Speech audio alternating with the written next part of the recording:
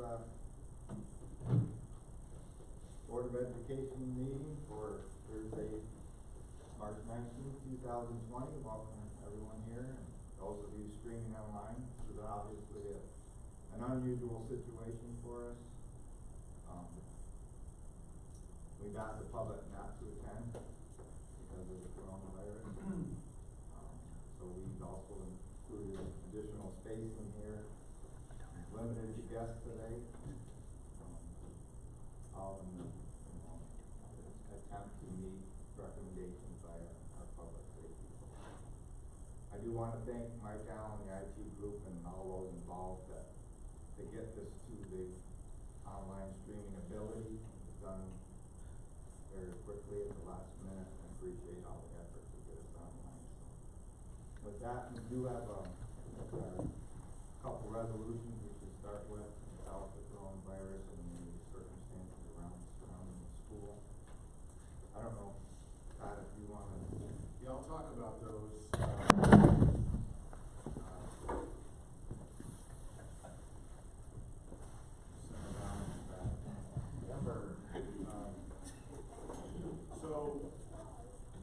So as Pat said, the governor actually passed a resolution, executive order 202.1 on Friday, which allows, under the modification of the open meetings law, for us to meet today without the public and with the live streaming.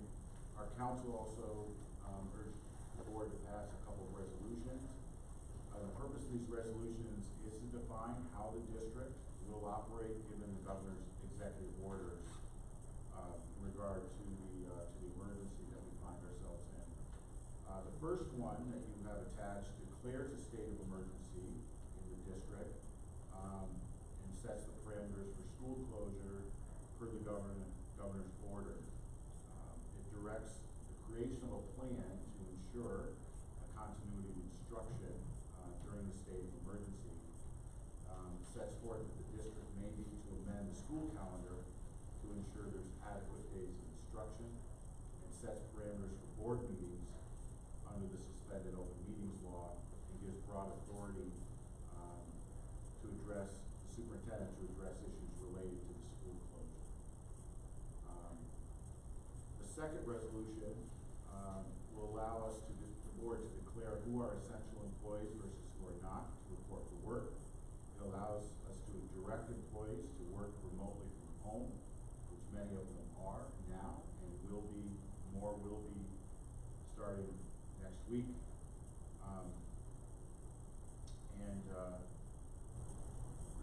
It will authorize payroll to continue to pay these employees. And so those are really the purpose of those two resolutions.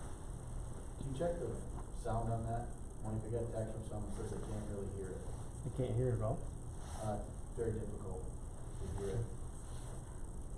It might be difficult unless they talk loud. The sensitivity on these are on the camera themselves. Okay. Any questions or comments on those? Can I get a motion there? Or to pass both resolutions? Do they have to be read? I don't think they have to be read. I would do them separately. First resolution on declaring a school emergency. Second. Any more discussion? All those in favor? The second resolution.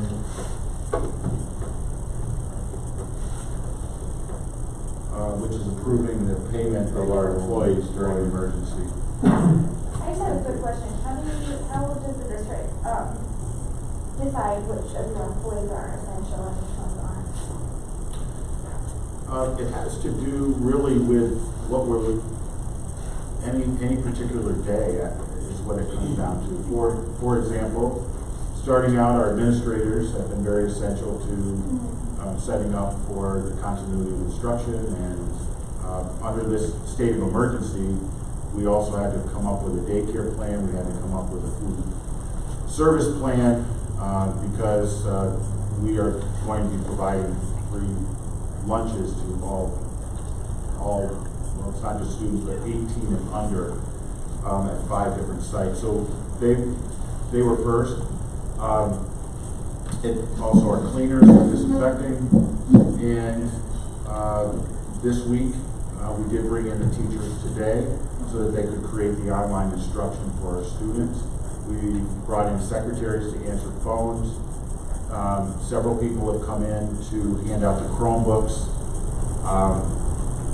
And so it changes on what our needs are at any given time. So is it fluid, at any point they could be here and then the next day not be here? Is that Yes. how it works? So what the resolution states is that they all employees understand that at any time, if we need them, unless there is some health-related issue that we know about and we're following the contract, so that they don't have to report to work, that it's expected if they're needed that they would be here.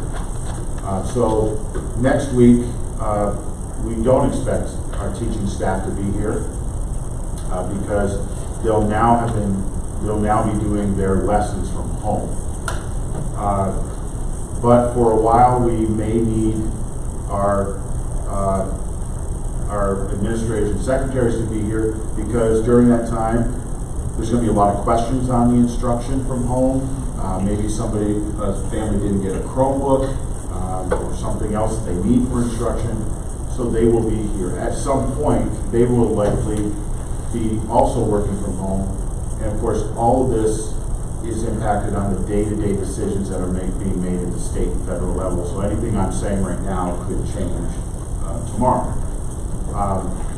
We will need, for example, next week, we will need our food service workers here because they're going to be making meals because every day we are going to be providing breakfast and lunch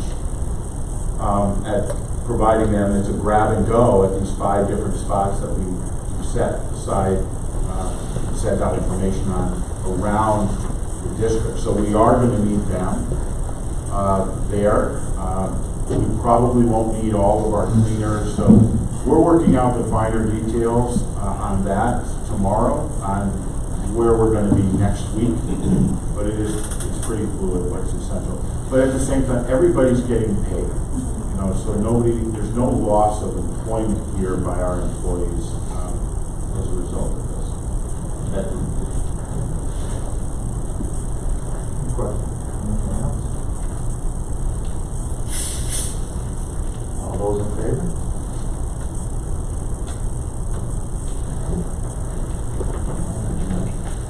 The first item on the meeting is our presentation from the Massena Public Library. Elaine, if you want to kick it off. Good evening, everyone. For those who don't know me, my name is Elaine Dunn. I'm Library Director at Massena Public Library, and I'm here tonight on behalf of the Massena Public Library Board of Trustees and from the citizens who signed, the citizens of Massena Central School District who signed a resolution, which Amy has. You see it in the petition, requesting that Massena Public Library be currently established as a school district library for the benefit and free use of all the residents of the Massena Central School District. The school district public library will be authorized to raise $695,283, separate and apart from the annual school district budget, to support and maintain the library. The appropriation shall be raised annually by a tax upon the taxable property of said school district and shall be an annual appropriation thereafter until changed by further vote of the majority of the electorate of the Massena Central School District, and shall be collected yearly with the other general taxes. We would like this resolution to be put on the vote. We agreed on a date of June 16th with the school district, and this evening I'm asking for the school district board to pass this resolution. And I would be happy to talk more about what the difference is between the school district public library and municipal town public library, why we're going this route. That's it. If you have time, I'd be happy to talk about it. Yes. Okay. almost all the above, but I guess, you know, to start would be, I mean, what's the benefit for the library? I mean, is it make you more There's many sustainable? benefits. There are many benefits to Massena Public Library. Currently, we're a municipally funded public library, and the service area is the town of Massena, and we're primarily supported by town of Massena property owners. However, we have many patrons from Louisville who don't have a public library, from parts of Fraser Falls and parts of Norfolk. We're just geographically closer to these communities than the outlying libraries. So we've been serving these communities for many, many years. With little, we get $9,000 a year from Louisville, but other than that, we don't get any contribution. So Massena taxpayers are, you know, essentially paying for this library for the other users. With the change in Massena, with the plants closing and the loss of tax income, the town has become more and more difficult to give us a budget that grows every year.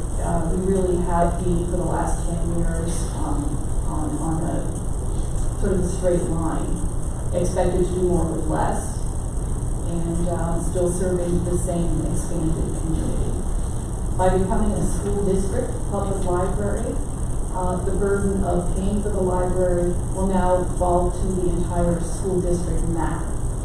The map is exactly the same as we're using here for school district, and it will include the outlying communities that do use the library, have library cards, use the facilities for various reasons, but in essence aren't really paying for it. Elaine, do you have any numbers as to, say, the folks in Norfolk and the folks in Fraser particularly that currently don't pay anything toward the use of the library, what their tax bite would be as a result of this proposition? And then I have a follow-up question. Okay. Oh, and before I go into that, I just want to say the town of Massena has agreed that this is a good procedure for the library. This is a good route for the library to go, and they have pledged to reduce the amount of tax money they currently use to support the Massena Public Library from Massena tax bill.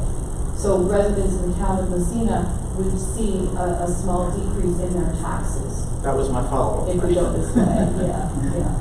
Okay, and my figures here, and are for Fraser Falls with, for instance, a house at $75,000 as their assessed value, they would be expected to pay $82. For Louisville, and keep in mind the equalization rates are different in all the towns. For Louisville, $100,000 house would be $101. And then in Massena, $75,000 house would be $66. $100,000 is $88. Norfolk is for a $75,000 house would be $81 per year to support the library. How much of an increase is that from, if you're able to? From our budget, you're saying? Yeah. Our budget right now, we're looking for about a $20,000 to $30,000 difference, and that would cover the extra services we're going to have to be responsible for. For instance, payroll, accounting, insurance. We will have to be taking on those responsibilities. So basically, we're asking just to keep the library at the same level. We're not doing a huge capital project. We just want to keep the same funding rather than lose year after year. The library has been, the library's had a fund balance, it's now exhausted. The town's used the fund balance to offset our operating budget every year, and this is the final year of the fund balance. So we would have to start next year with a subtraction of about $50,000 from our budget, which is a big hit to the library. I know you mentioned you have a flatline Yes. budget in the last several years. How about, is the usage, you know, with the electronic age, how is your Library usage is very high. We've done very well with our walk-ins, particularly, so, you know, the whole building is Wi-Fi accessible, and there's no fees for anything. We are very conscious of The community we serve are the people who often can't afford Wi-Fi, and the library is their only source. So our walk-ins are quite busy.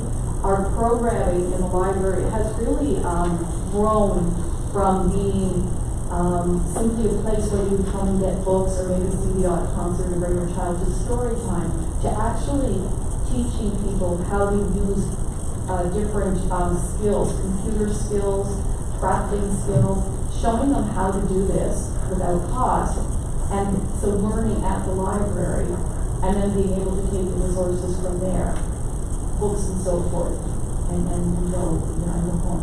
For instance, we have a service for the retired community. It's like iPhone 101, where they can come in. Often, God love us, millennials come to town and they buy their parents iPhones or iPads or what have you, and then they go back to wherever they're living, and they come in with this device that they have no idea how to operate. And we start from the very, very basics on what is a smartphone, how do you use it, same with an iPad, same with a computer, a laptop. So we do those trainings, and we don't charge anything for them. So we're really trying to gauge what the community needs, what they want, and try and provide the resources to meet those needs.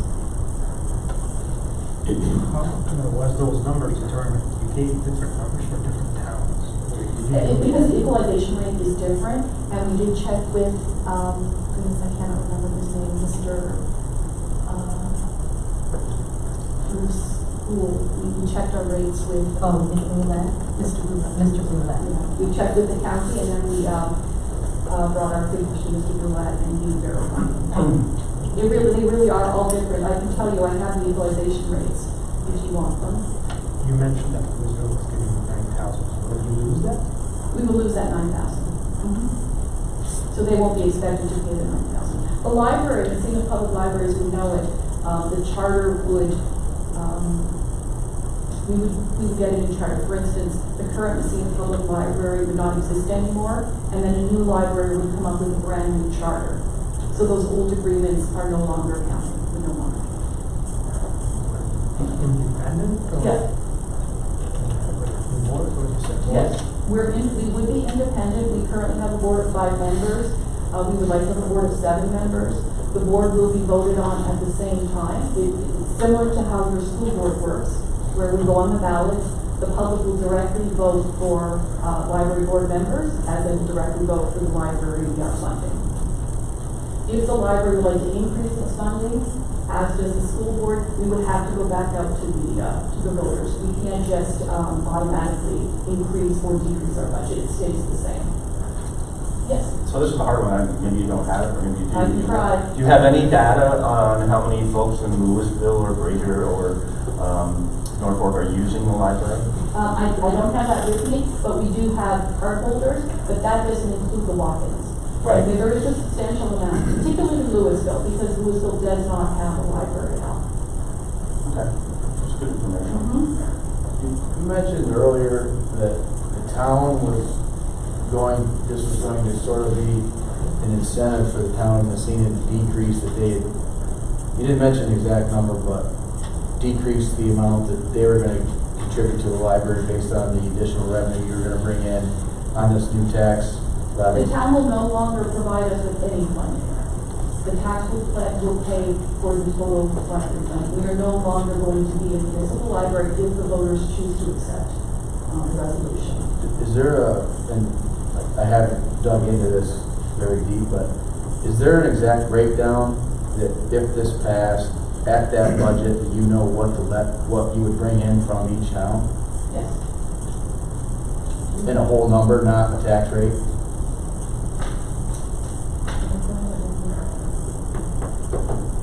Amount to be levied, I have it right here. Joseph, thank you. Amount to be levied from Brazier is $14,476. The next highest is Norfolk, $38,559. Louisville, $153,302. And the final one, Massena, $488,940. $488,000. 488,946, sorry. Okay. So Massena is about 70% of the Okay. residents. Still pay the, obviously, the lion's share of life. Now, we talked about Massena taxpayers getting a little bit of a break. And I don't know if there's an assumption made there that the budget will just be not in their town taxes once this becomes. It will no longer be in their town taxes. It will actually, appear on their, school district taxes as a separate line item. Yes, it would be whatever their current budget is, subtract 488,946. So that's how much the town would save. Is that truly the number they're giving you now, the town? That's the number that they're going to levy from the town. Do you have, how much is the town of Massena giving you now? Maybe you legally answer that question. It's about 606. So ultimately, to break this down, and I'm with you on this, by the way. The town of Massena residents are paying for the Louisville, the Norwood, and less money in taxes. And it seems fair to me, and maybe I'm wrong, that those folks who are utilizing the library should be contributing. So I'm all for it. Basically, that's what it is. I just worry about how much. We people on benches. We do provide a very needed resource to the community.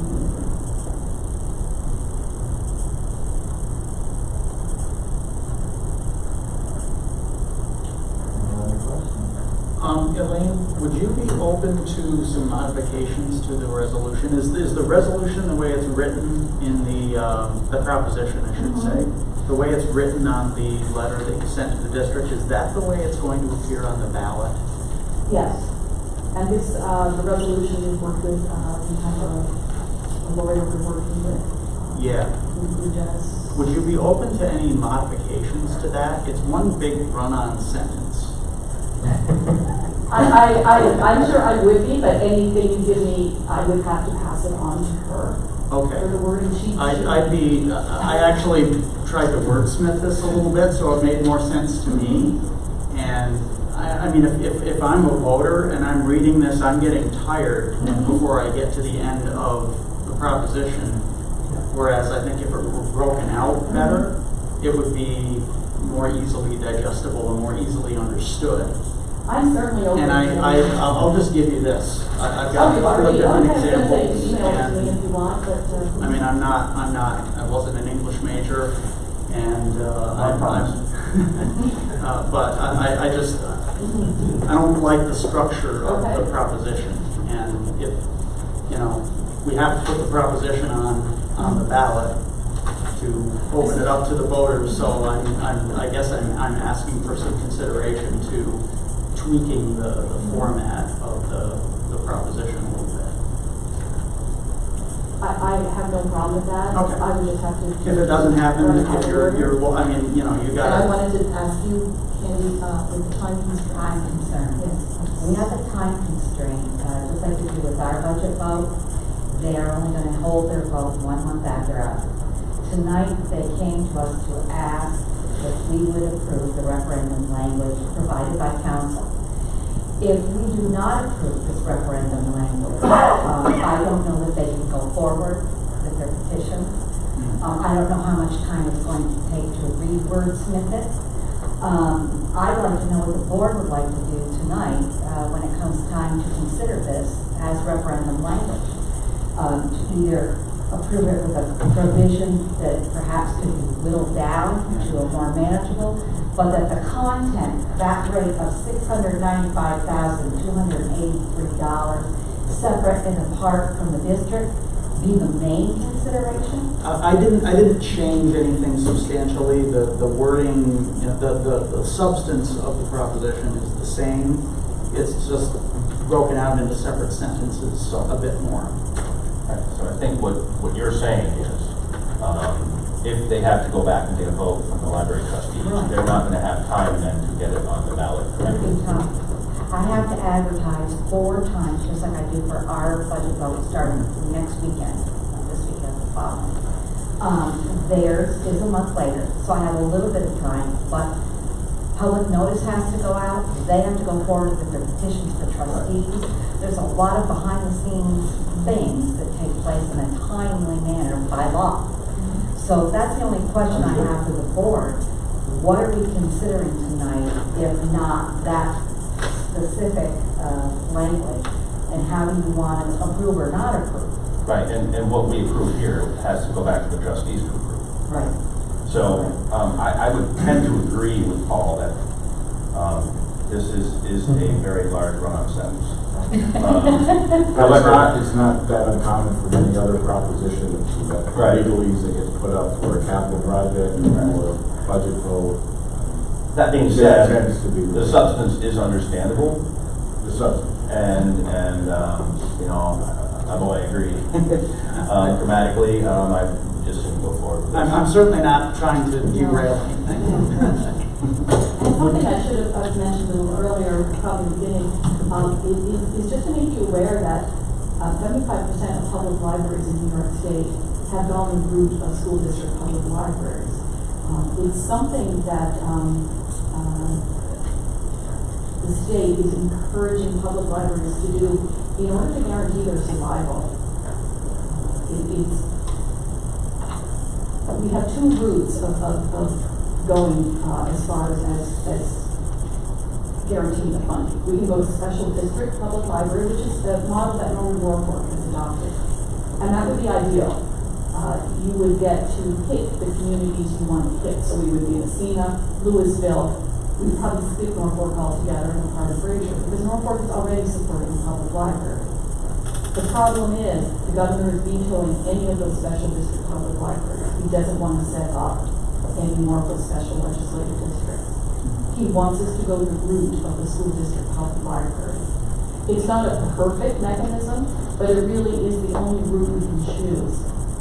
And really the point of moving forward with this is to allow our public to decide, do you want to continue with a strong public library, or are we going to back away and become a much smaller public library, similar to the Norwood or the Norfolk model? So that's part of what this referendum is really about. Where does the community see our public library 5-10 years from now? What about the population would like to go this route, but doesn't agree with the 700,000? You said that you had 606 this year? But 606, but we also use funding from grant writing, and also find some fees type funding to supplement it, and we have the fund balance amount, which is supplementing it in a big way. So we lose that fund balance amount, and that's why the amount looks bigger than it really is. You would lose those grants, but this is a huge. Not the grant, I would still be writing grant. The increase is the over 50,000 that we're taking from our fund balance, or that we are told to use from our fund balance to supplement the budget. I agree with all of it. Having it easier, maybe broken down in 2 questions. Yeah, you increase your chance of success by having a simple question instead of having something that's kind of long. There may very well be legal reasons for that. This was written by a lawyer, I assume? Their names on the wrong. Oh yeah, Alan Bach. Alan Bach, and that's the main report. She does only education law. Okay, so I'm assuming she knows what she's talking about. And library falls under education law, which is another reason why the state is trying to align libraries more with education. They feel we have more in common than a public library would with a municipal government, who are trying to, keep the roads, fill potholes, do what they need to do. A library tends to fall down on the list of priorities, whereby if we align ourselves with education, the chances are we will see successful funding in the future. So one more before we, you foresee, if staying in under the town's umbrella, you foresee having to contract and get smaller? Yes. And offer less, obviously. Yes, and hire less people. We're staff of 9. With no real direct vote by the taxpayer for you. It's the decisions of those elected officials, it's the representative process, which And that may or may changes. not benefit, right? And that changes, depending on who is town supervisor at the time, what the town board is made up of, how many on the town board feel the library is worth supporting. This would give the voters an up or down vote on the budget. It's taking it out of the hands of town officials and giving it directly to the voters, like we did.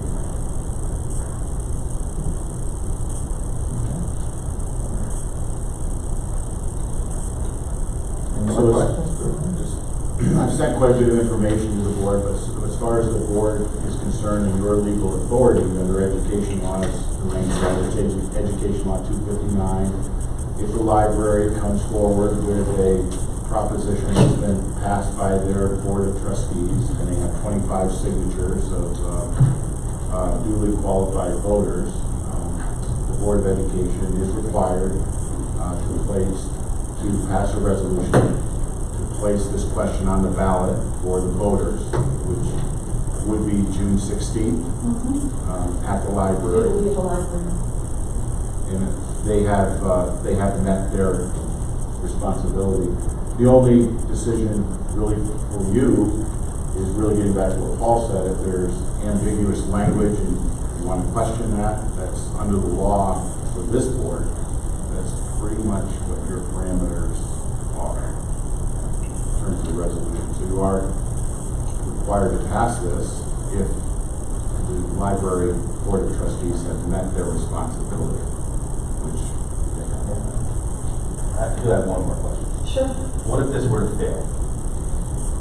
And as I said, it's a clear indication that the community is not interested in supporting a robust public library. That we would have to think about what programming we can shed, doing more fee-based type services, which we really don't want to do because then we would be cutting out a huge portion of the community we do serve. But would you remain municipally funded at that point? Yes, we would remain. That was, Yeah. I mean, I don't foreshadow this failing. I mean, people should support their public libraries, but, you know. We would remain a municipal library.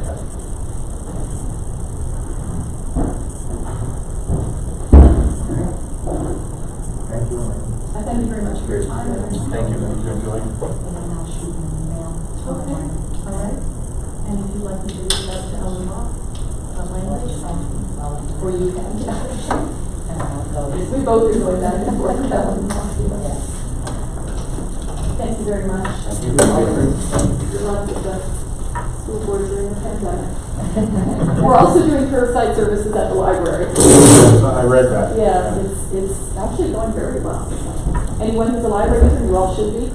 Please, if you need any books, DVDs, give us a call and we'll drop it outside for you. Thanks. Have a good evening, everyone. Good night. Thank you.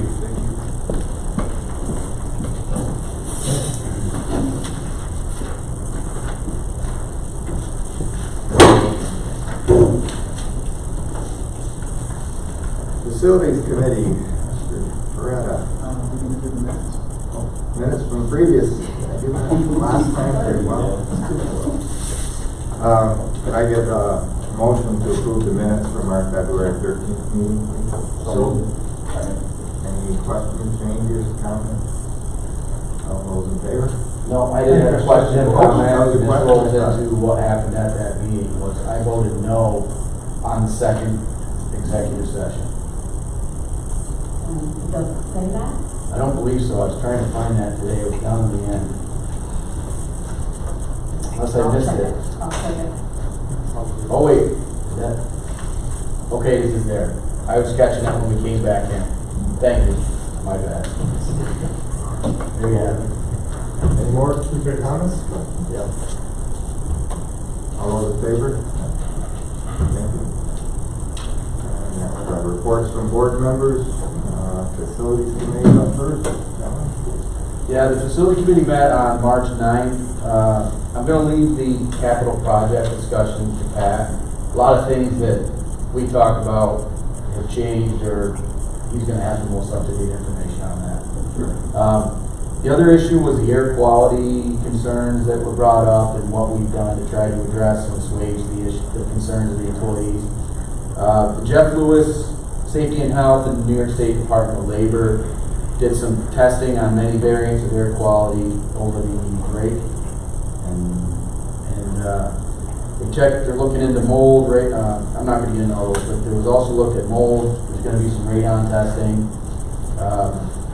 The required 2020 lead testing of the potable water, it was an existing requirement. That was done kind of in conjunction with what these concerns were to get it off the table. It's gonna be required this year anyway. So that's been completed, but I don't believe the reports, the testing's been done, but I don't think all of the results are back yet. Maybe they are. No, the water report's just Jefferson. Yeah. And we've now, because of the state of emergency, it's unlikely that we'll get those other test results back very soon. Yep. So those results, we're waiting for the final report.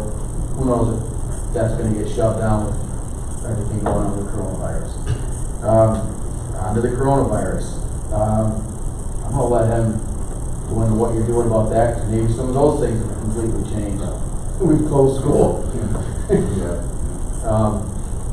And then that pretty much is it.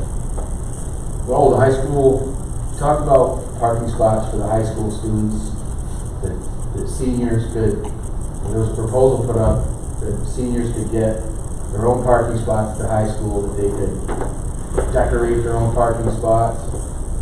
That's being, it was brought forth and it's kicked around, and that's being, all those nuances of that are being vetted through the administration at this point. Wonderful. Sounds like a great idea. Go to listen and check it out for yourself. We're not gonna let them decorate while the traffic's in and out, right? And it's a one and That'll done, get it out to the full board. Well, the idea would be in the summer, and it would be a set part of the parking lot, and they would pay for a space, and they would decorate it with their families, and that would be their space just during the school day hours. So that's what's been proposed by one of our student committees, well, it's actually student and staff committee, attendance committee, trying to look for some social things that our students can do, to make them more connected to the school.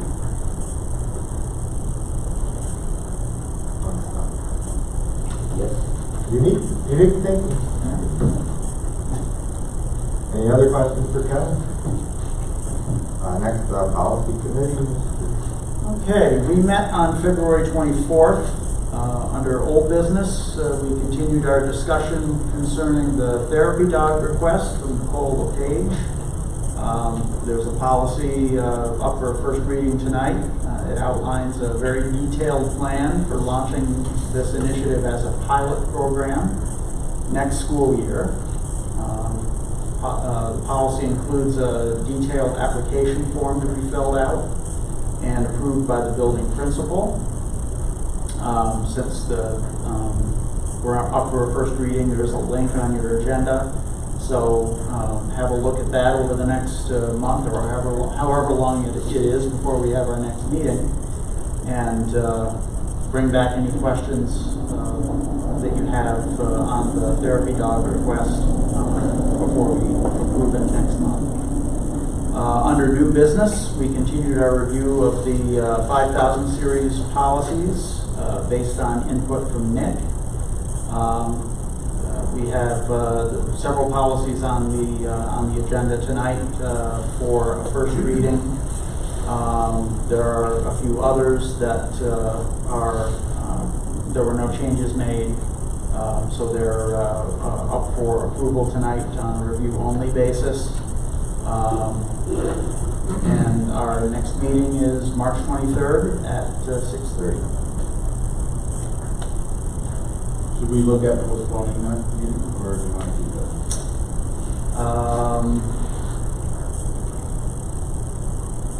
Probably, oh, that is Monday, isn't it? I was gonna say, wait till Monday and see what's new in the world at that point. What do you think, Amber Robert? So for instance, can we need a We could do a Zoom meeting.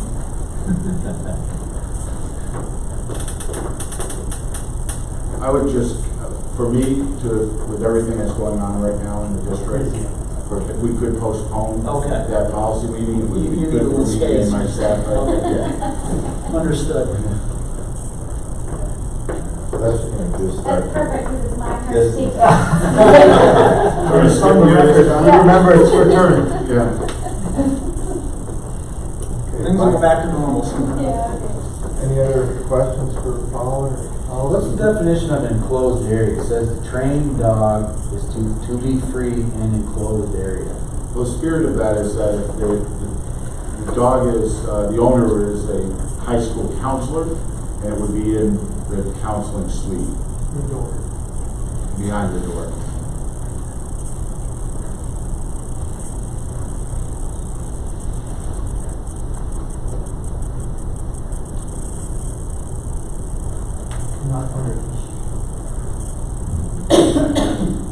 It would be on a leash anytime it's outside of the.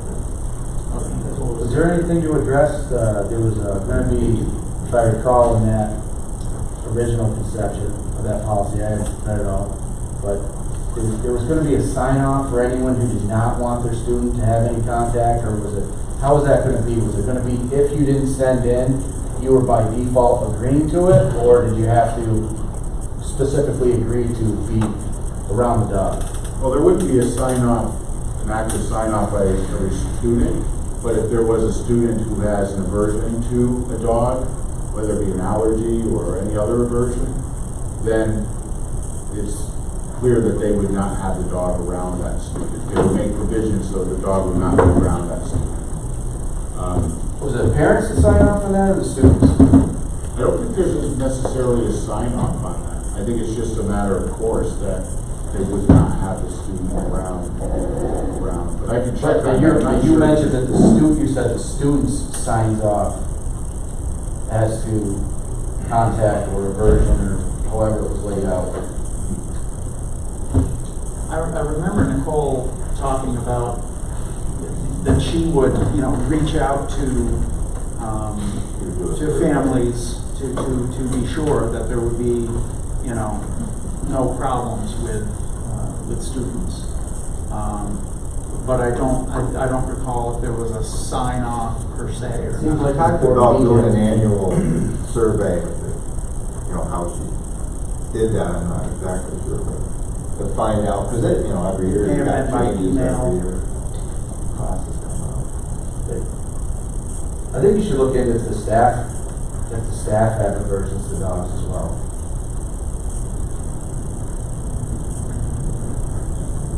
Because now you're talking about a change of working condition. Because this is gonna grow, and this is gonna go far if we let it in the door. We can get a therapy blanket that doesn't cause too much trouble, we can come up with therapy anything. Well, I think the dogs are a little different than a blanket in terms of what they can do to calm students' anxiety and nerves. And I think they're becoming a little more prevalent these days with the level of anxiety that we see in students.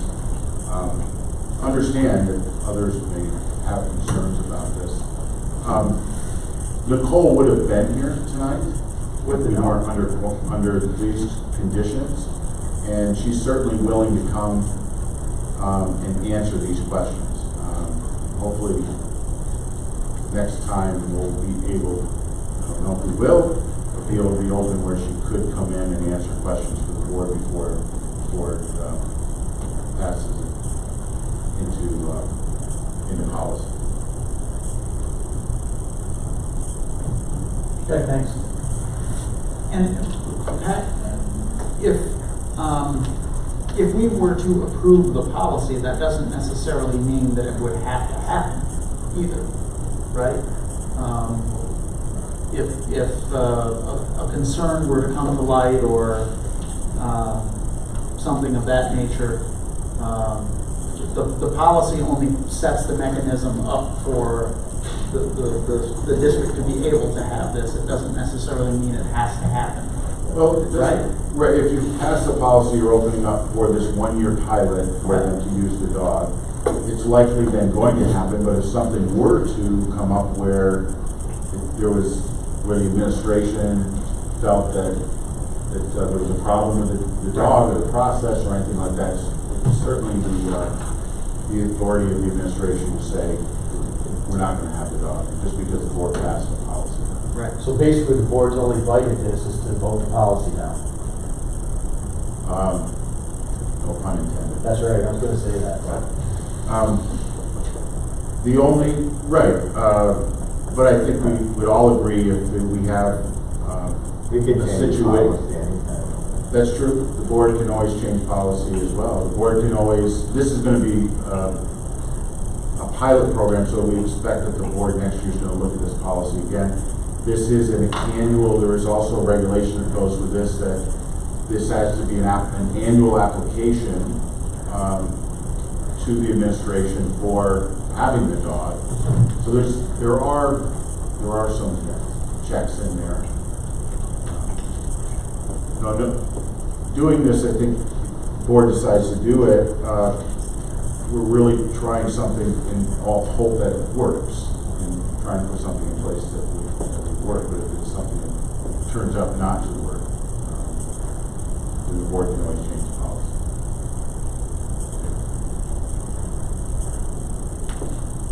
Anything else? Okay, go to Finance Committee. Okay, Finance Committee met today. Nick's been working hard to kind of get an idea about where our budget is for the rest of this year and where we're going to be for next year. That being said, who knows what effect the current state of emergency and the current COVID-19 crisis is going to have on the state budget. You know, we can work even with the governor's budget, but we don't know whether that will even be amended. Usually right now we're calling on the legislature to give us some more money. And they've usually come through for us. We have no idea what this means. You know, we're kind of shooting in the dark. I can say our administration and Nick they've done a very good job of putting us in a place where we think we're comfortable for next year, but that could change depending on what happens with the budget. So I don't really have anything to report. Right now we're looking at a year-to-year budget that's the same, pretty close to the same on staffing levels, some movement. Some attrition in some places and some additions in other places where it's necessary legally, in special ed. So I would like to say, you know, for the record, I think we're in good shape for this year. I'm more concerned about the lingering effect of what next year is going to be. So that's where we are. Wasn't there a discussion about not just, it would be a negotiation with the governor and the legislative leadership for the final number? We're gonna skip the single house legislative proposals, right? Right. You're Right. skipping the single house proposal. Right. We have no idea what that means. This whole, That'll all be behind closed doors. yeah. The last few years, the average has been around $200 million more towards education between the governor's budget and the final budget. But as you know, as Lauren is saying, you know, all bets are off at this point. What we're using is the governor's proposal right now as our baseline with this, and hoping that comes to pass. that comes to pass, because usually that's not a good number for most schools. It's not a great number for us, but it's something we can live with moving some things around. Yeah, given everything that's going on, it's looking pretty good. Yeah. Right. But what we have in there right now is adding about $500,000 more in our designated fund balance, and a 1.9% tax levy increase. Our actual tax cap this year, because we haven't raised taxes for the last few years, over the last 4 years, we've had 0%, 0.9%, 0.9%, 0%. So the board has been very frugal, and we're also went out with a capital project that isn't going to cost the local taxpayers. A 1.9 at this point using the governor's budget, which is our tax cap would be actually 3.9%. Nobody wants to be putting that kind of levy out there, and we're not going to. But 1.9. And then again, if that could change, if we do receive some more funding, we'll relook at those. But we had to add some special education funding in there because BOCES is ending a program for preschool special education. By law, we have to take that program back. We will be reimbursed for much of that from the county, so there'll be revenue side of that coming in. We also have a need for a couple of special ed teachers at the high school, but we were able to do by attrition a couple of spots at elementary. So that will pay for it without adding to the budget. We also have a need for a math interventionist at Massena Elementary for our struggling students in math and ELA. That will be paid for by another position that won't be filled for next year. So we're not cutting any positions, but we're not adding money for those positions. We're moving money around in the budget. That's all.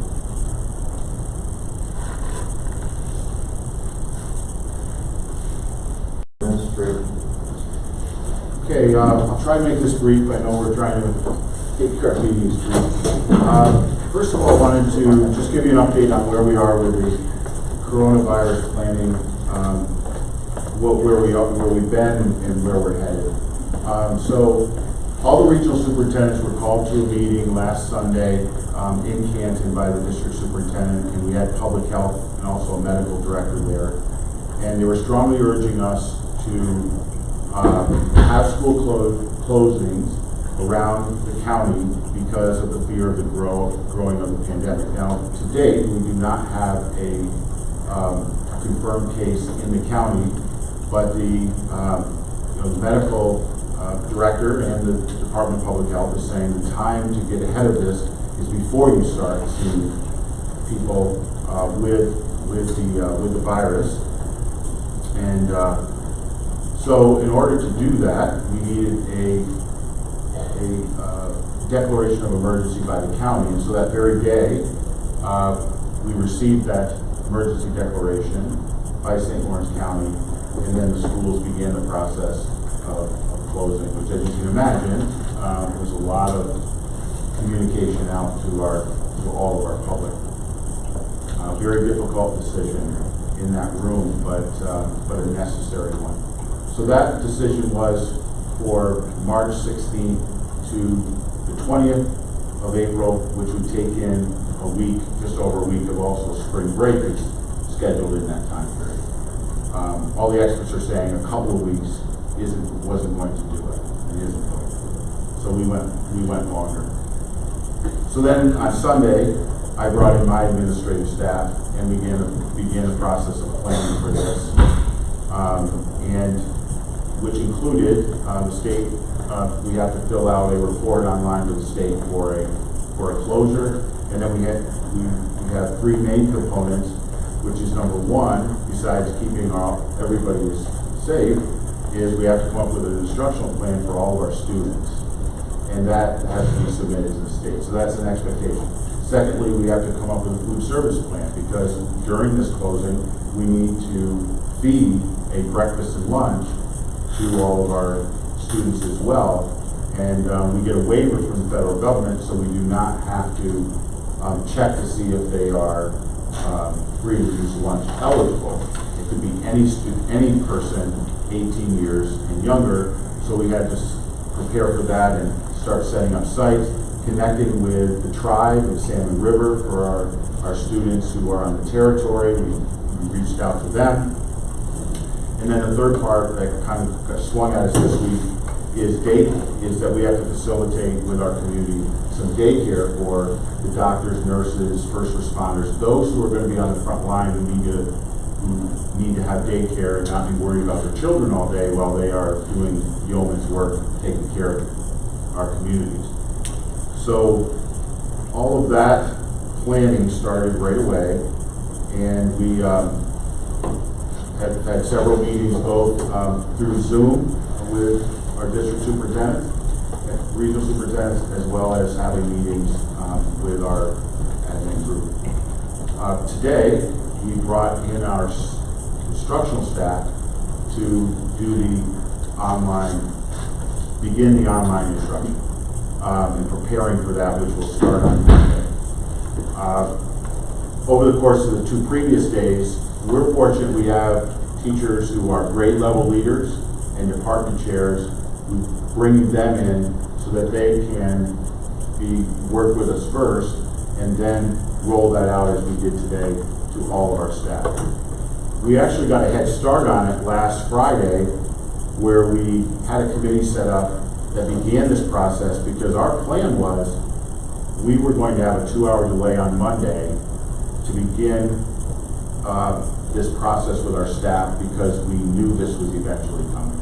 I didn't know on Friday when we met that would be the last time that we would meet with our students, but we did get kind of a head start on it. And that included teachers. We brought in the teachers who are really some of our most tech savvy, so they can help us develop a plan to provide now online instruction for all of our staff.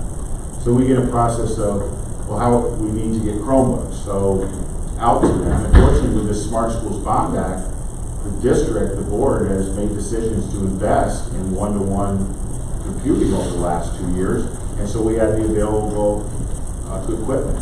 And so we process a curbside process where in each of our schools, parents and students can come up and get their Chromebooks, and that happened over the last couple of days, and it's gone very smoothly. We do have to reach out to some families on an individual basis, and we are in each building to make sure they got their equipment. Some of them don't need them; they have their own laptops, and that's fine too. So we did that, and then students also need to be able to get their musical instruments and things from their lockers, and so tomorrow they'll be coming in, and there's a process for that as well. This is challenging for many of our staff. We're on a very different, we have a continuum on just anything else. We have 200 teaching staff. We have very much a continuum of their technology skills. Almost all our staff are using some level of technology, but the technology of using Google Classroom and castifying the things that we want to have uniform, so that we know over this period of time that the students are going to get as best quality education as we can provide to them using online. It does not replace the teacher in the classroom. We can't do that with technology. But we wanted to provide as much of an education as we can.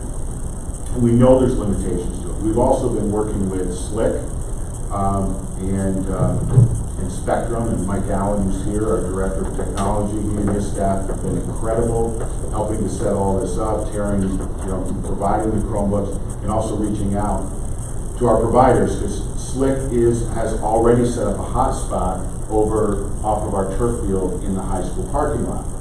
And so parents or students can drive up and they can get Wi-Fi in that spot. And they can either sit there and do their work there, or they can do their work on the Chromebooks, come in, upload it when you get to the Wi-Fi, and then leave. We're also looking to set one up over towards Madison and that area of town as well. So we're going to set up a couple of those hotspots, and Spectrum has been, to my knowledge, Mike, I think they're doing individual homes. They're doing individual households. The one that SLIC is going to help us set up is over by Seaway Valley. So actually students and parents can park in the Dollar General parking lot. So they should be able to hit the Wi-Fi there or cross into the ball field, across the road.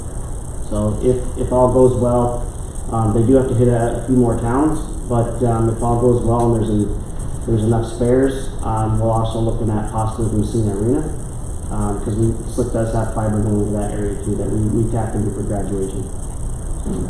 That'll be at a later date though. So we're trying to hit everybody. All of the principals are, I tasked them to make sure, look at the families you're most concerned about when it comes to the education and everything else, and make sure we're reaching out to them. Our counselors are going to be reaching out to those families. There's anxiety among many people anyway, and students.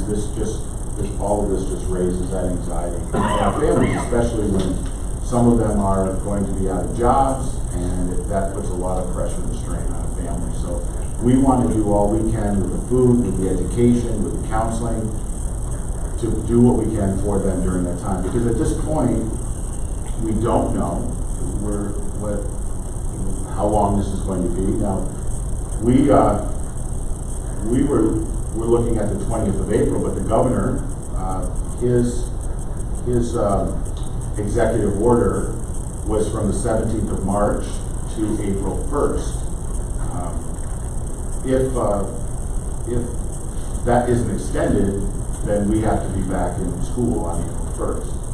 I anticipate that will be extended based on where we are in the trajectory of this virus, but at this point it's April 1st.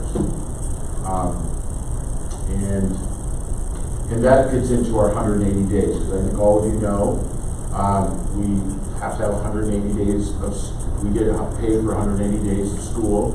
If it's 179, we're docked a full day of state aid. If it's 178, we're docked 2 days of state aid. So we have to hit that 180. And if we continue after that April 1st date and there isn't an extended executive order, then we definitely would be cutting into that time period, except for we do have that spring break in there, but this governor expects us to use vacations and any leave time that we have left. We have 186 days in the calendar, 6 of them for emergency. We have used 3 of them. At least for the high school and junior high, we had that one wind day where elementary got the day off, but the other 2 didn't. But at this point, that's kind of a moot point because we're going to be using all of those days anyway. Usually this is the day we talk about give back days. This is the March board meeting we talk about give back days. And obviously that's a so going forward, today when staff came in, we had them use the hand sanitizers in and out. We encouraged them to stay the 6 feet apart as we're here.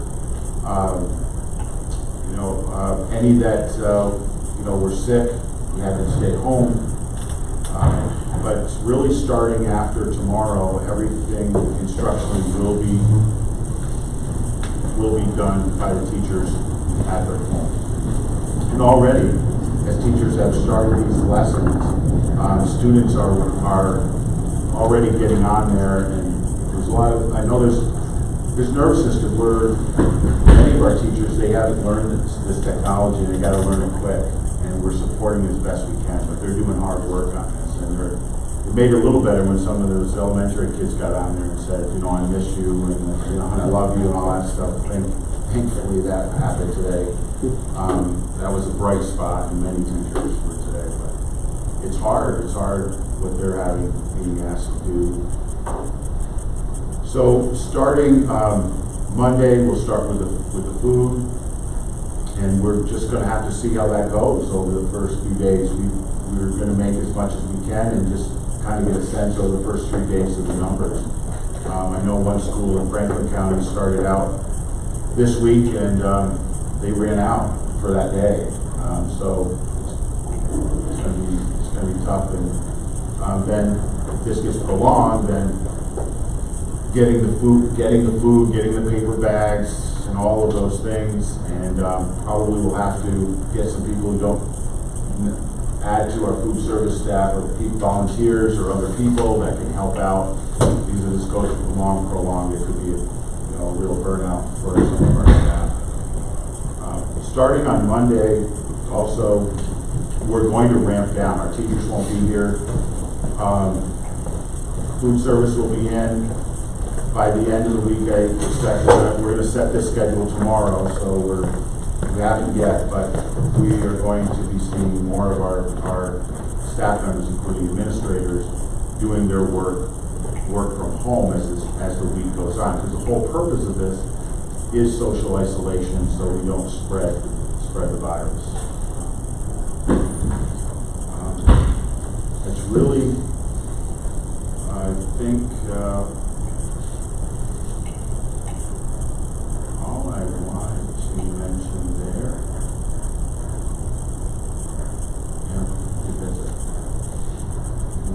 people have questions or things you're hearing, you should know about.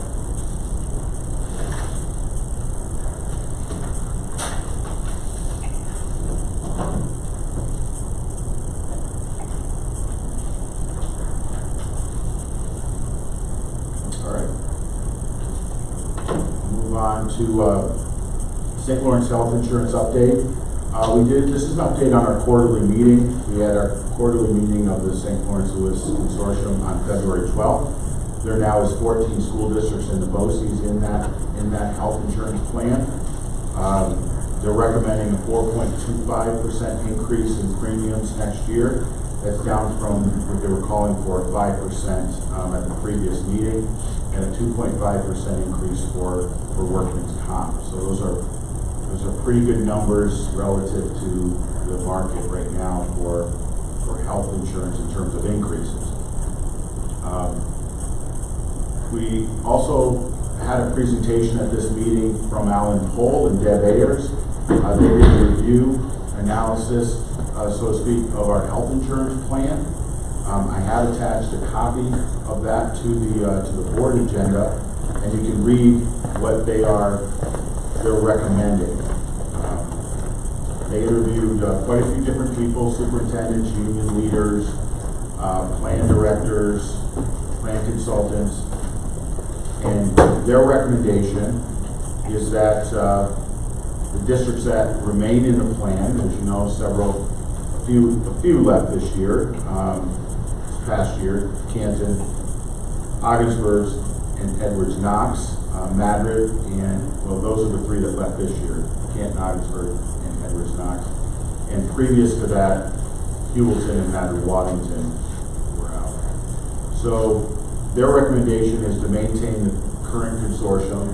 There are a lot of changes going on in the consortium. Excelis is now the manager, administrator of the consortium, and we're working through some bumps in the road with that, with changing over from the BOCES, doing the administration to Excelis. They are working through a variety of those items. So far as I know, it's going pretty well. I did just see that because of the coronavirus, they are going to add telemedicine to the plan immediately, and then they're going to bring it up to the next board of directors for official action because of the need for the telemedicine not coming in, trying to keep the social distance. So that's their recommendation. But they also recommend a better way to continue to develop and implement communication materials that are more user-friendly. So what they're basically saying, the board of directors of the plan, they need to receive better materials from the consultant. They need to have more professional development on health insurance, which is a pretty complex issue. That's a recommendation. That they need to engage the unions more in bringing them in on decision-making.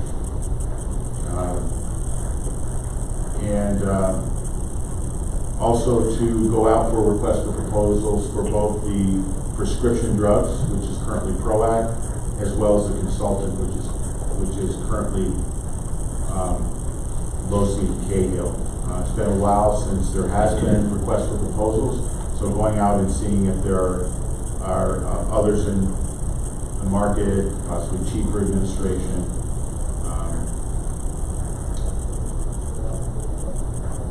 And we generally, here for different services, we tend to RFP for auditors and other professional services from time to time, just to sharpen pencils and see what else is out there in the field.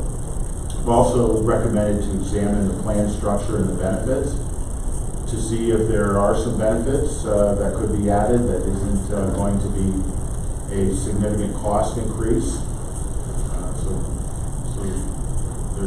That's a recommendation. And then offer a healthcare coordination service through the BOCES. This would be a person whose job would be to advocate for the employees and retirees when they have questions on health insurance, rather than just calling Excelis. This would be somebody who would be advocating on their part when there is a problem. So those are the recommendations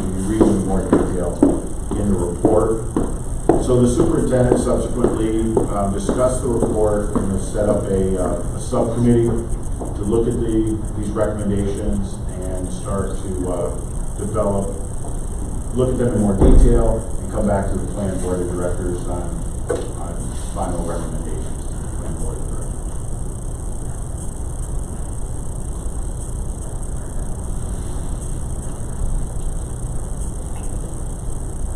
So I think that's all I wanted to report on that, unless people have questions or comments.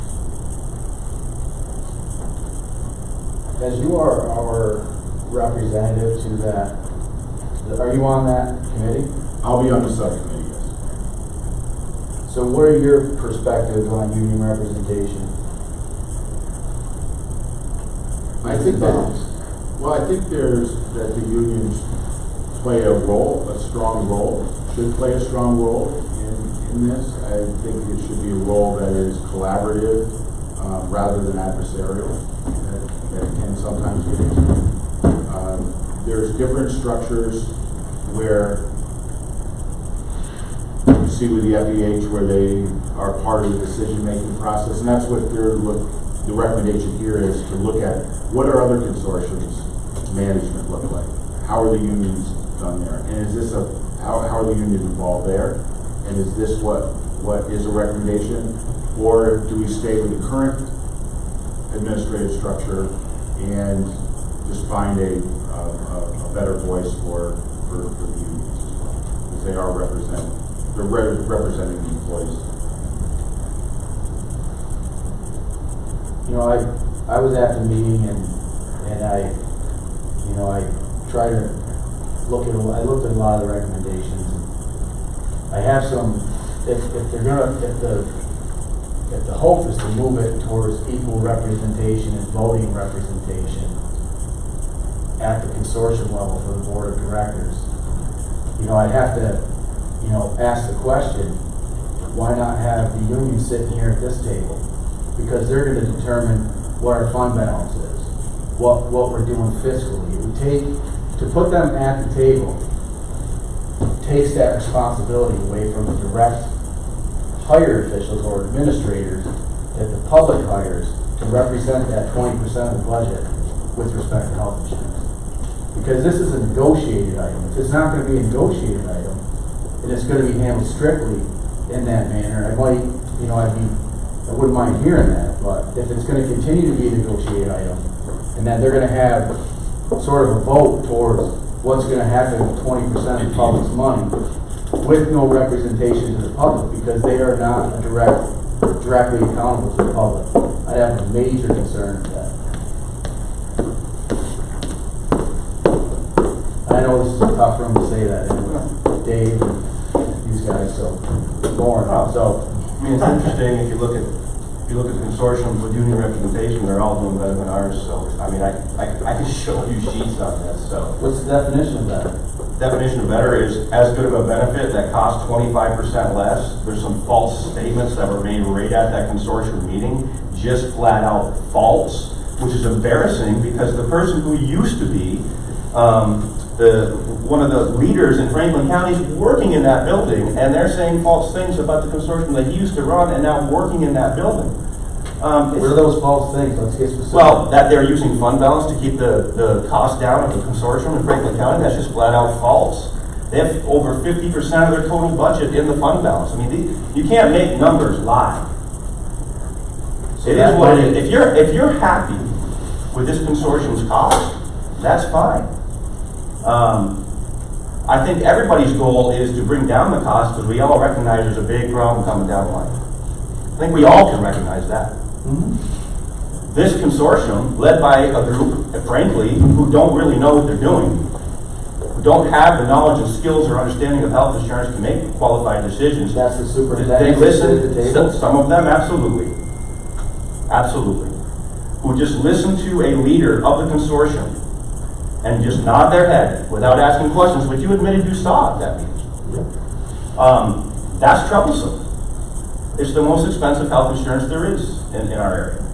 It's bar none. So what do we really want? What do we really want out of it?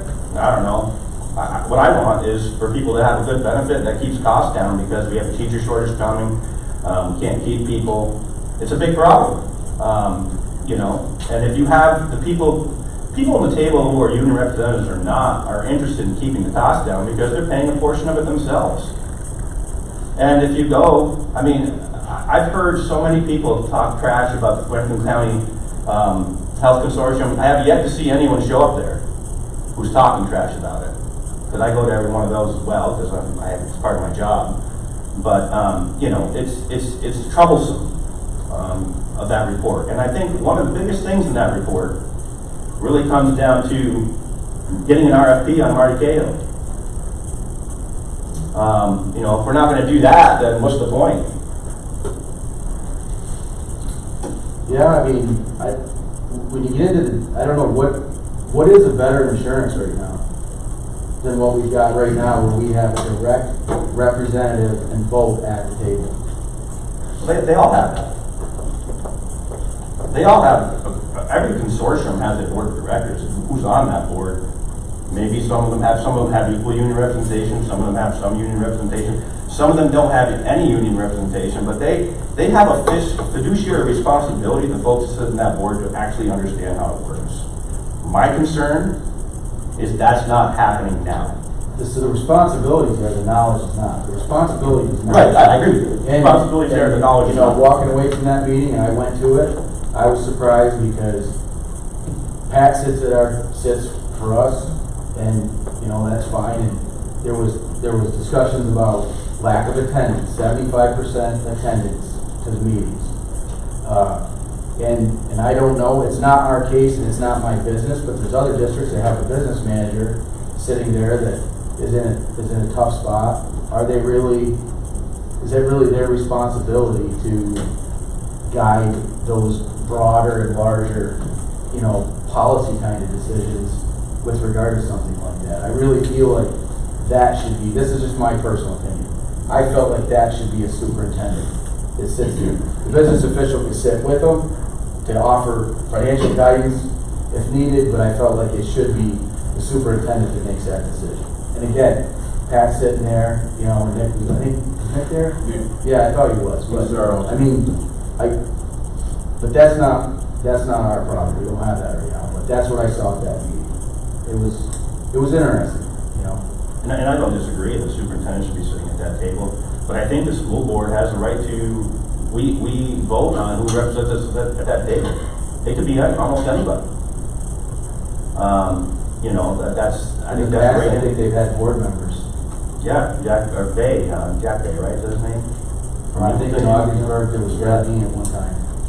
I mean, so yeah, it is what it is. There's a lot of frustration. The frustration comes in that it's expensive. I also, you know, I'll publicly state this. I don't believe the numbers on the Medicare are accurate. That if they went to a true Medicare rate, I don't believe those numbers. The industry standard is that when you have a split plan like that, the Medicare cost is generally about 60 to 65% of the cost of an active. Those numbers were more in the 80 to 85% range. You know, and again, it all comes down to this. I'm a skeptical guy, but I understand numbers, and I do this a lot every day. Marty never shows numbers, really. You see the total number, which could be made up by anything, the same way with those Medicare rates. How is he basing that? It doesn't make, why would BOCES have an 80 to 85% ratio of Medicare rate to active rate when the rest of the country has about 60%? Doesn't seem to make any sense. The plan of benefits and what healthcare costs is all the same regardless for whoever's within that plan. It's just in how it's divvied up, right? Correct. Costs that I'm not sure people. No, but you're getting into the semantics of the claims are the claims, right? Whatever the claims are for the group of people covered under that plan are those claims that are paid. Yeah. But you'd have winners and losers. If you went to a true Medicare rate, you'd have winners and losers, right? If the districts would be paying actually what their cost would be. Because you'd have some districts who would lose on that because they would have fewer retirees on their ratio to actives, and then you'd have districts that win in that because they would have more retirees as compared to their actives on the ratio. But you would actually be paying for what is the services. I mean, when you're Medicare eligible, the 80% of your medical bills are covered by Medicare. And in turn, the cost for the employee will in turn show that offset. That is actually true. And I'm not saying that's a great thing either, but you also have, and we say this all the time, you have tons of people who are taking this health insurance who have no idea what their benefit is. They don't know what it costs. No one. Whose responsibility is it No one to teach them that? Well, they could actually get, we suggest getting a bill in the mail. This is what it costs. This is what this, they don't get it. Nobody gets it. I believe, I'm gonna go back to this, I don't think the board of directors truly understand it, and I think that's part of the problem. Or there'd be a heck of a lot more questions as to why it's so expensive. I think like any board, there's different levels of expertise. Right now, we're talking about all this, and I'll guarantee you they don't have a clue what we're talking about. Not to say anything derogatory, but that's what you get. You get the spread of who understands what, and who's educated themselves to a level to be a part of the conversation, or just present.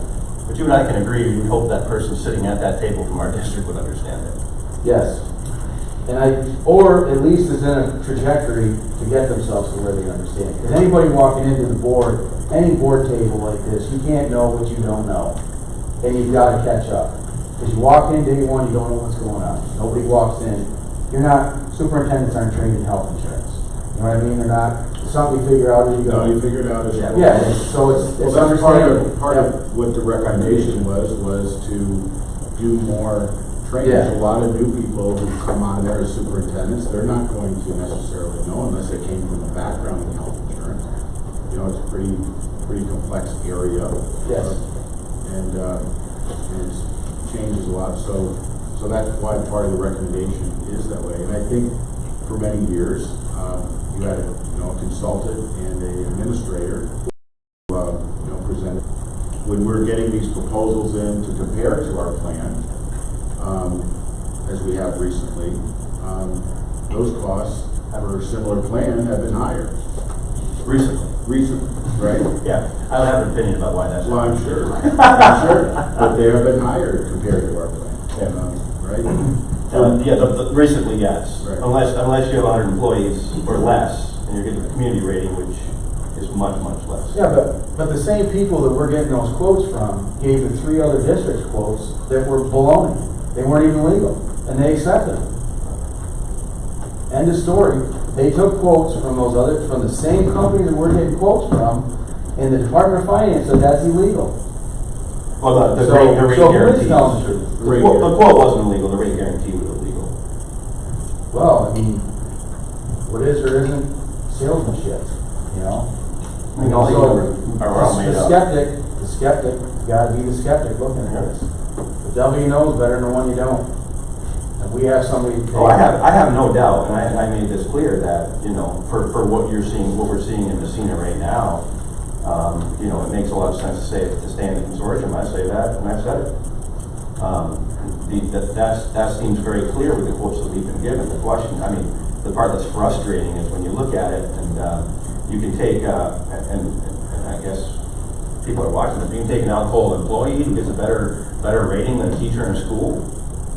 They get better quotes at alcohol for their employees than we get for a school district. Suddenly, ever since Excellus, Blue Cross Blue Shield took over the consortium, suddenly, now we can't get a rate quote as good as alcohol again for their employees, and the only change was they took over the consortium. It's a crooked business. So it's frustrating to everybody who's trying to find ways to, keep employees happy, labor relations and stuff, because it's 25 to 30% of your budget. We all get passionate about it. It's not because the union or anybody wants to stick it to the employer. We're all in it together, really. Yeah. Because it's 25 to 30% of the budget. So, if the notion is that somehow union involvement is going to screw the taxpayer because that's their goal, there's no basis for that. No, I disagree with that, because the union involvement's at the bargaining table, not controlling where the money directly goes that comes from the taxpayer. That money that goes for that goes. Union involvement in that consortium does not control all of that. They have one voice at the table. One voice at the table does not control any of these consortiums, including Franklin County. You can't get any rate setting without a majority vote, and you can't get a majority vote of the union members. I can tell you, any one of those union members at that table at Franklin Essex Hamilton, I put up against any one of the board members of St. Lawrence Lewis Bossius as far as knowledge of health insurance, because they sit through the meetings and get trained every time they go. which, you know, if when we go to a St. Lawrence County Consortium meeting, they want to get out in 45 minutes, because it's, you know, tell me what to do, just tell me how to vote, let's vote yes, great, let's go, we've been here 45 minutes. There's no research into what's causing the claims drive, there's no research. I asked the last meeting whether cells would give a report, that was very uncomfortable for some people. PROAC comes once a year, that they should be giving reports quarterly. What's driving the cost? Why is it going up? What suggestions do you have to keep costs down? Nothing. Marty says that they nod their head, we move on.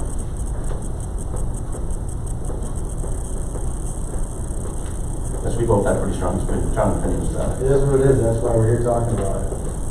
What is fun to talk about? It is. Should we consult?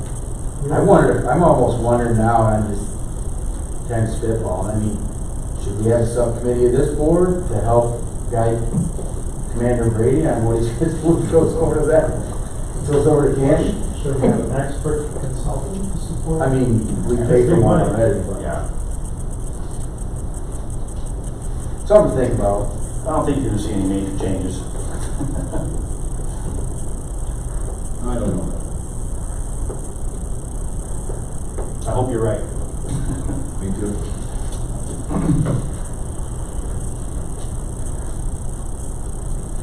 Anything else? Well, chime in. That was entertaining. You need to debate once in a while. Yeah, it's good. Yeah, those are short meetings. Not a bad idea. I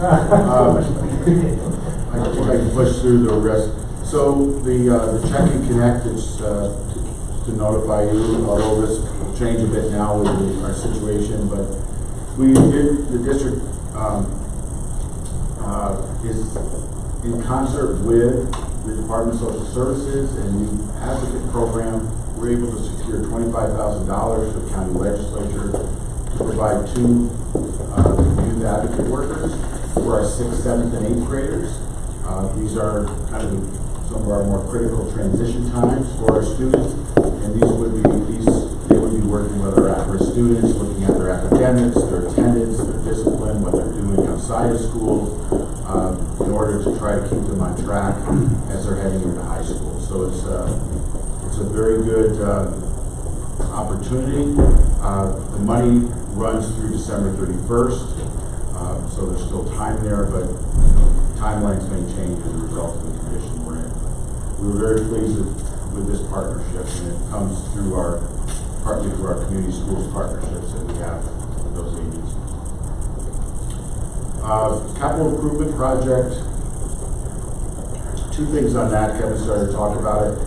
Our capital project committee, in conjunction with the facilities committee, we have submitted phase 1 of the project to the State Ed Department. We decided to go the third-party review route so that we could possibly expedite the process. We've been trying to do this since the successful budget vote in December, because we want to hit the ground at the right time for our contractors. However, now with the coronavirus issue, the State Ed Department has cut back. They're working from home as well. The process our plans were reviewed by this third-party reviewer, an independent architect, and then sent on to SED for a final look at it, quality approval, and that's where now it's sitting. And so what we're trying to do is to see if they are working from home, since this is just that final look over the shoulder piece, can we get that approved and out on the street? Because our plan was to get it out this week so that we could take the 3 weeks, we could have the pre-bid meetings with the contractors so that they understand what this project is, which, as you know, is mostly our roofs and our site work, and then have a special board meeting around April 7th to approve the bids. The plan was to have the bid opening on April 2nd, and then the following week a special board meeting. So that's really just kind of in limbo right now, and I'll keep you updated on that. The other, point that's Just quickly, Pat, is there any, you're gonna try to reach out to state ed and whatever, and is there any way to reach out to elected officials to give them a push? Because this really trickles out. You start monkeying around with these construction schedules, lead times on items, and then you push into the school year and it throws off the next schedule. It really just continues to domino. So anything we can do to continue to shove, and I know you're limited, but it can have a lot of monetary impacts to this project. That will mean we're not getting things done. Our season's so short now, school year's pushed farther out. Yeah, I mean, they need time to, so. Yes, I will reach out. That's a good idea. I don't know if Walsh, anybody that can make a call down there and sometimes say, they can. because this is just a formality for them to stamp it at this point. It's all been approved by, and I'm sure the addendum's been made for whatever the changes were, a third party, so. Okay, thanks. The other factor I wanted to bring up is the change order. The change orders, normally, the Board of Education sets a change order limit on capital projects. I gave you a memo on that. Change orders, while we don't necessarily like most change orders, they are part of a project. I don't think there's ever been a project I've worked on that there aren't change orders. Change orders come up often for unforeseen circumstances where they might even through testing not realize when they pull the roof off there's a deteriorated roof deck, and then they have to replace more than they thought they were going to have to. That costs money, and they have to put in a change order. It could be something that the district is asking them to do extra, and that becomes a change order. So I provided you with a kind of a limit of responsibility. Superintendent of Buildings and Grounds, Craig Tessier, anything up to $5,000 that he could approve. These will all be in consultation with me, and in the end, on a monthly basis, once we get rolling, these change orders will come to the board for your review and questioning as well. But to keep the process going, you don't want to have to wait and come to the board for every change order before they can do the work. These are often things in the field you want to get done right away. So that would be anything up to $5,000 in value. Then secondly, if it's between $5,001 and $15,000 would be superintendent's discretion. Anything up to $30,000 would be the business manager and superintendent, and anything $30,000 or over in a change order would have to wait for board approval. And these line up with our procurement policies. And again, all of them would come to you on a monthly basis for approval. Any questions on that? Could we talk about the number of $5,000 change orders we would allow in a certain amount of time? Maybe, I don't know. I mean, you gotta go think back. I'll keep going. I just, that question, I mean, maybe you can just ask you to, keep be aware of that. That they start adding up the stop sign. I don't know if we want to give them a final number, but I mean, you can just see whether it's Greg or, maybe it's a building that really needs a real look at rather than doing a whole bunch of 5,000s. Maybe we should let's remove the whole roof and see what we really got. Do it in one shot and not a whole bunch of little shots with adds up more. I mean, just, that's the point I want. I don't want to spend money on wisely a whole bunch of small chunks when we could have done it in one bigger pie, but less over that. So I mean, that's going to get a bite at every one of them. Yeah, this is 5,000. Yeah, these are good points, and we will talk. There's going to be checks along the way. Yes, I will be involved in every one of them, and you do scrutinize change orders to be sure they're absolutely necessary. And you also have Greg, who's a pretty good Hawkeye on this project. And then you have Rob Gray as our construction manager, and that's really his job, is to look out over these contractors to be sure that those are absolutely necessary. So you do have some checks and balances. I have a lot of confidence in Rob and Greg, but Rob's got a lot of experience in the industry, so And we're paying him. He's not gonna let it go through. And that's the consultant that we're hiring to represent those decisions. So, Very good. Okay, surplus vehicle, we have a 2006 Taurus with over 114,000 miles on it. The Transportation Department no longer needs that, so under our policy, the board needs to declare this car unneeded, and then we can sell it. From there, like we put it on Auctions International and sell it. You have the MOA for the St. Lawrence County Board of Elections, that's every year, and for the use of their election machines. And then you have donations to the district. We have several several generous donations from Phi Kappa Kappa Gamma sorority, over $1,000, other miscellaneous donors. And that was for, I believe, our senior trip, which was going to be on the agenda tonight. And it was not, for obvious reasons. Arconic, three actually, foundation grants to each of our three elementary schools. So we always greatly appreciate all the donations we get on a monthly basis. And then finally, we have a bus request from the Holy Name of Jesus Academy. This is actually a retroactive bus request because it came in after the last board meeting, and they went on March 7th to the Canterbury Nature Center, and of course they pay our district rate for leasing the bus for that purpose. That's it.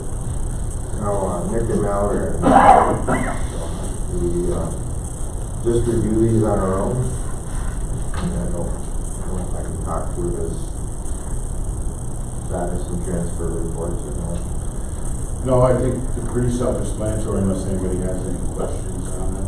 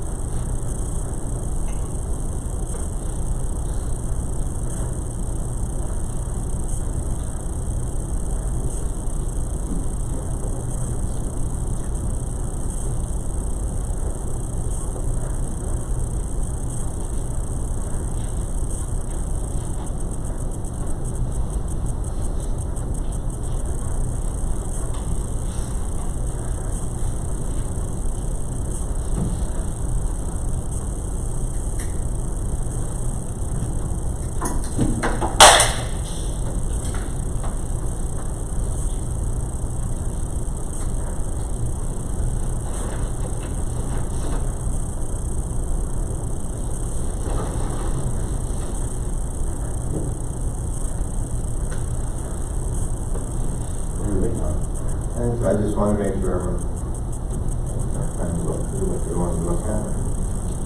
Go through and go on with the recommended actions. Everybody's all set.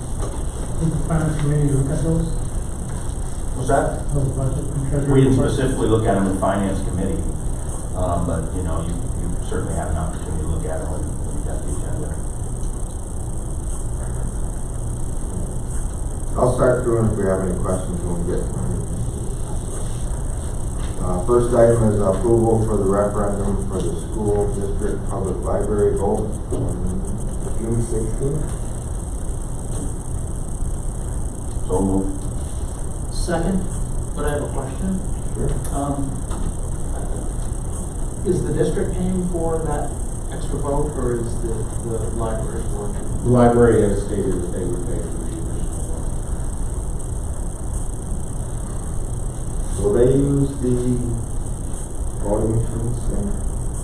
I have to reserve them. The MOU that you approved tonight, or will approve tonight, is the same kind of MOU they're gonna have to enter into with the St. Lawrence County Board of Elections. The newspaper ads, they're gonna have to pay for that as well. I'm gonna have to keep track of their expenses, but they're gonna do everything that we do. Not anything that's not paid for. Funny how that works, yeah. You don't mind, though, do you? Any more comments or questions? All those in favor? Thank you. Adoption and approval of the following policies. Policy 5410, purchasing, competitive bidding and offering. Policy 5510, accounting of funds. Policy 6121, sexual harassment in the workplace. And policy 7312, dress code. So moved. Second. Any questions? All those in favor? Thank you. The next two are policies for review only. Policy 5550, maintenance of fiscal effort, Title I programs. And policy 5551, allocation of Title I Part A funds in the district. Second. Any questions? All those in favor?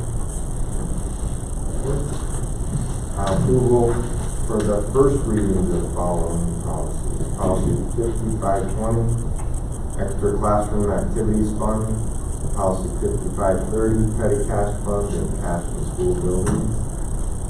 Policy 5540, publication of the district's annual financial statement. Policy 5570, financial accountability. Policy 5571, allegations of fraud. Policy 5574, Medicaid compliance program policy. Policy 5580, reserve funds. And policy 8214.1, clearance of God.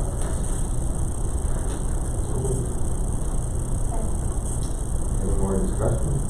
Questions? All those in favor?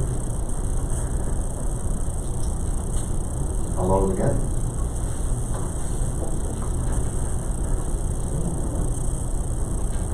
I was gonna ask you to break it out, but I knew it wouldn't matter. Therapy. The next item is approval to rescind policy 5511, financial accountability, allegations of fraud. So moved. Discussion? All those in favor? Approval for the capital project change order limits. So moved. Second. Any more discussion around that? Those in favor? Resolution to deem the vehicle unneeded. Any more discussion? Second. All those in favor? Approval of the MOA with the St. Lawrence County Board of Elections. Second.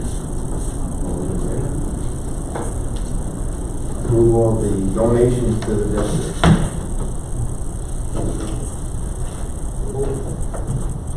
Second. Any discussion? All those in favor? Approval of the bus request from Holy Name of Jesus Academy. So moved. Second. Any discussion? All those in favor?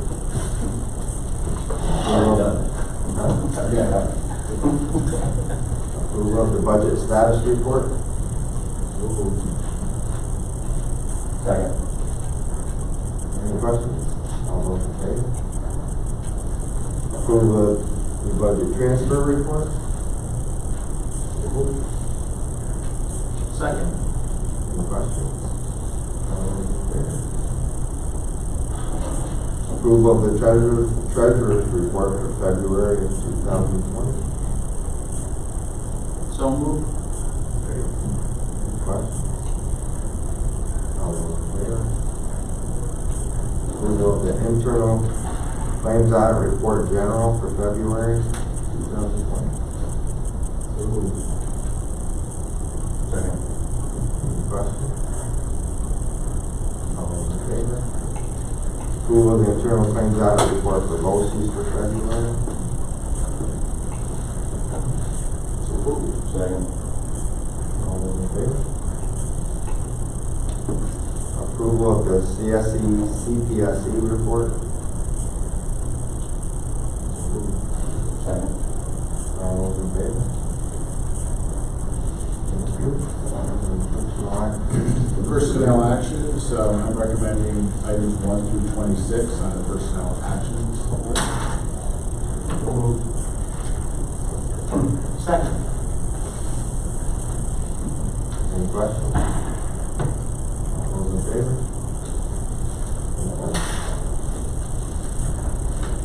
And any new business? Can't hear from the rest of the public at this point, so, I guess, I would just, one thing, I apologize for not mentioning this at the top, but, in the midst of all of this emergency, we also lost one of our 5th graders. Yes. Last Saturday. I meant to ask you about that. Yeah, Max Thompson, was in Mr. Chapman's class, 12 years old, complications from asthma. And, so yeah, very sad, and our heart goes out to the, to his family. Tragic, so I wanted to bring that up here to the board.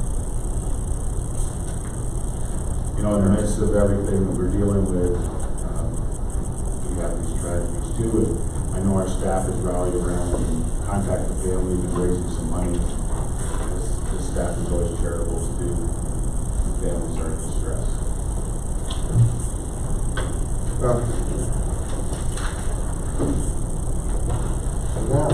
Motion to adjourn, please. So moved. Second. Thank you. Stay safe. Thanks, Mike. 6 o'clock, early.